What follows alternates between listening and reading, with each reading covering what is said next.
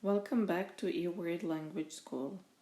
In exercise 13, let's repeat both the possessive forms and family members and relations and that sort of vocabulary. So, Ana je Jovanova žena. Jovan je Anin muž. Nikola I Andrija su Jovanovi sinovi. Nina je Anina ćerka. Nikola je Andrijin brat.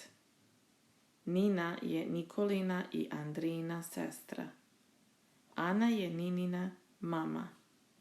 Ana I Jovan su Nikolini roditelji.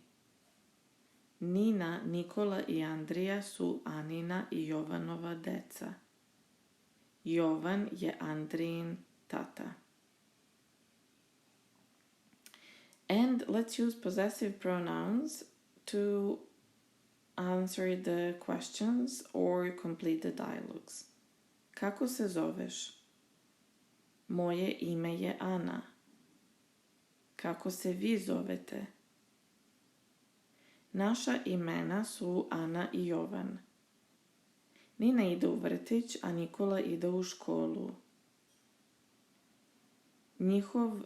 Njihovi vrtić I škola su u Beogradu. Anina sestra je udata. Ko je njen muž? Jovanov brat radi u Novom Sadu. Koji je njegov posao?